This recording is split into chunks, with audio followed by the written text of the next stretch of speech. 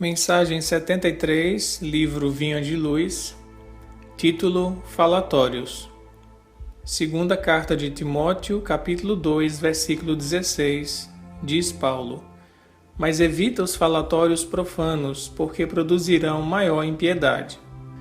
O benfeitor espiritual Emmanuel, nessa mensagem 73 do livro Vinha de Luz, vai nos trazer considerações muito importantes a respeito do uso que nós fazemos da fala, esse instrumento que nós seres humanos possuímos para comunicação, para partilhar ideias, para partilhar sentimentos, emoções, desejos e também para, através do diálogo, construir um conhecimento coletivo, descobrir a verdade e proporcionar uma compreensão mútua que, em muitas ocasiões, só é possível de fato através de um diálogo franco, sincero e verdadeiro. Mas, infelizmente, a nossa humanidade, em geral, ainda faz mau uso desse instrumento divino que Deus nos concedeu, que é a palavra. Se nós resgatarmos nos contextos bíblicos a importância da palavra, nós vamos ver que foi através da palavra que Deus criou todas as coisas. No livro de Gênesis está escrito: E Deus disse: faça-se a luz, e a luz foi feita. E Deus disse: faça-se aquilo, e aquilo foi feito. E Deus disse, etc, etc. Então, é o poder do verbo no sentido de vibração. A palavra ela carrega em si uma vibração própria, dependendo de nossa tonalidade, da nossa intenção, e ela adquire realmente propriedades curativas ou destrutivas, como Emmanuel vai trazer no seu texto da mensagem 73. Ele inicia as considerações dizendo que é comum na atividade religiosa e científica a pesquisa pelos desequilíbrios do mundo e a busca para extinguir esses desequilíbrios no sentido de questões de saúde, como o álcool, como a sífilis, como epidemias que estragam a nossa saúde ou deprimem o nosso caráter, e é um esforço louvável que os nossos cientistas e religiosos empreendem para que tenhamos uma vida mais saudável, mais harmônica, mais feliz. Mas ele vai dizer o seguinte: não nos esqueçamos, porém, do falatório maligno, que sempre forma em derredor imensa família de elementos enfermiços ou aviltantes, à feição de vermes letais que proliferam no silêncio e operam nas sombras. Essa expressão proliferam no silêncio e operam nas sombras nos dão a dimensão do impacto e da permanência que a vibração da palavra tem. Porque não é só naquele momento. Uma palavra mal colocada, uma expressão mal posicionada, ela vai repercutir por muito tempo, dependendo da pessoa que recebe, dependendo da sensibilidade daquela pessoa, da fragilidade. Uma palavrinha só pode ali desmoronar um processo de autodestruição, fazendo a pessoa ter baixa estima, fazendo a pessoa deixar de ter amor por si mesmo, rompendo relações de confiança, e isso a um médio e longo prazo, por causa de uma única palavra. Então, ela prolifera a sua ação, como diz Emmanuel, no silêncio e opera nas sombras. Então fica aquela vibração pairando no ambiente como magnetismo inferior e afetando a pessoa que está fragilizada ou é receptiva a esse tipo de palavreado menos digno. Então nós temos um poder na palavra, tanto de curar como também de fazer as pessoas adoecerem, uma vez que palavra é vibração, né? A gente muitas vezes escuta dizer: um tapa que fulano teria me dado não doeria tanto quanto essa palavra que ele disse. E é verdade, porque a palavra atinge a alma do outro. O tapa atinge apenas o nosso aspecto físico, corporal. E atingir a alma é atingir a nossa essência, o que nós temos de mais precioso.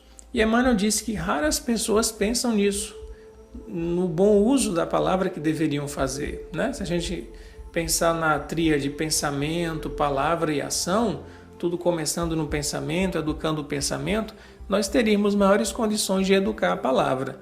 Mas como a nossa mente ainda é muito perturbada, é muito agitada, os impulsos nos governam, é natural, ainda na nossa condição, que expressemos palavras de baixo calão, palavras que depois a gente se arrepende de ter dito, porque vivemos no calor das emoções. Se houvesse serenidade em nossos corações, se houvesse calmaria em nossos pensamentos, as nossas palavras seriam bem mais produtivas, meditadas e seriam ditas com parcimônia e sempre com elevação. E Emmanuel diz: Deus criou a palavra, o homem engendrou o falatório. Isso é muito interessante, a questão do silêncio, a questão de você conseguir dizer muita coisa com poucas palavras.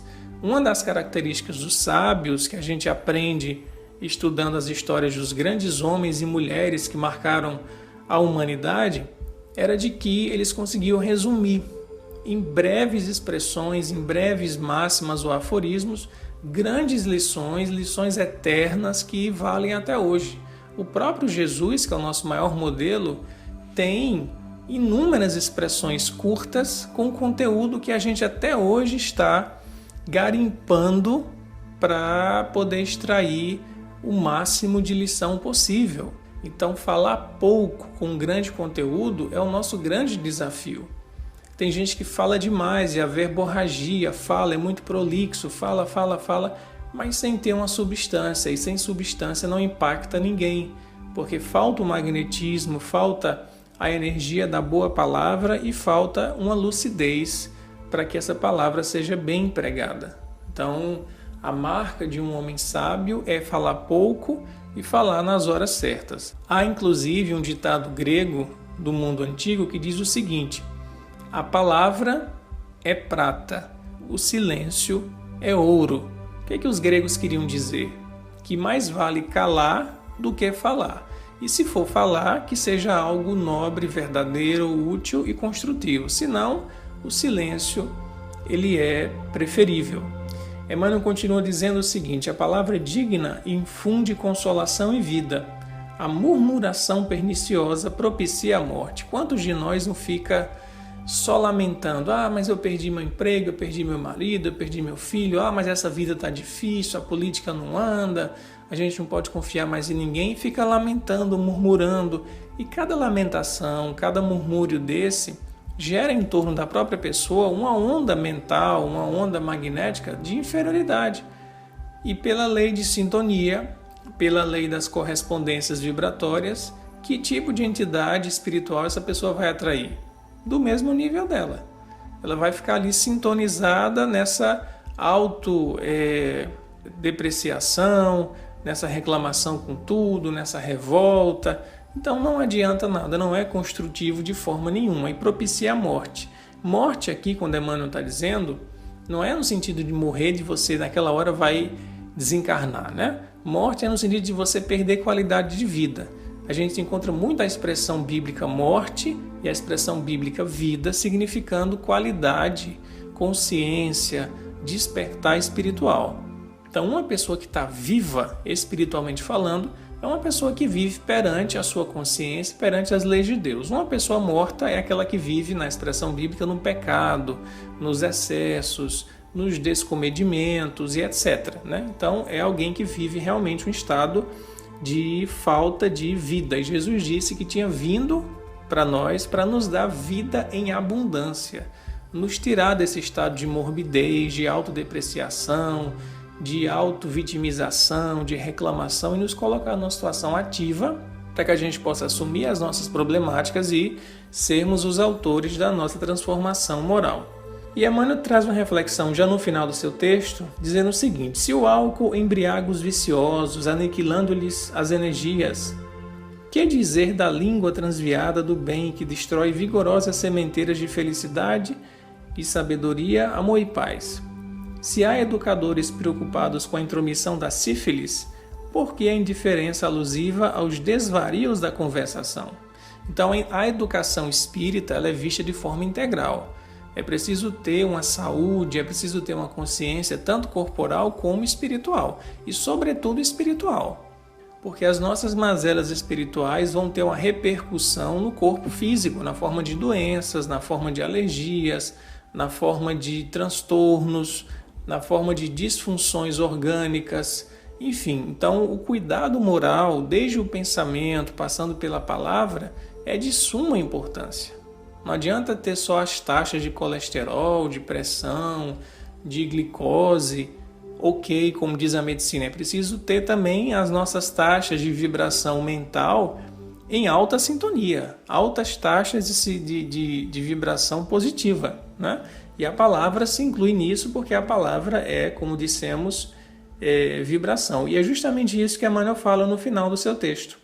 Em toda parte, a palavra é índice de nossa posição evolutiva. Vejam que importante isso. Quer saber a evolução de alguém? Veja como ele se expressa. Veja as palavras que ele usa. Veja a forma como ele se coloca. E aqui não é dizer que a pessoa fala bem no sentido gramatical, fazendo concordância de sintaxe, não é nesse sentido.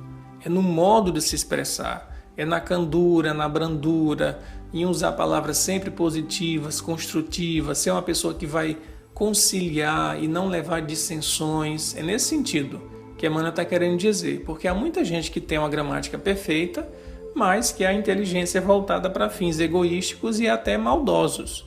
E é uma pessoa que é analfabeta, fala errado, segundo a gramática, mas sempre tem aquela palavra de consolo, aquela palavra de alento, aquela palavra de ânimo, né, que faltava para alguém se iluminar e encontrar uma solução para um problema da sua existência. Então, a palavra aqui é no sentido de modo de se expressar, de vibração, de teor espiritual, e não só da concordância gramática ou da correção linguística, né? E ele termina dizendo que cada frase do discípulo do Evangelho, nós cristãos espíritas, deve ter lugar digno e adequado.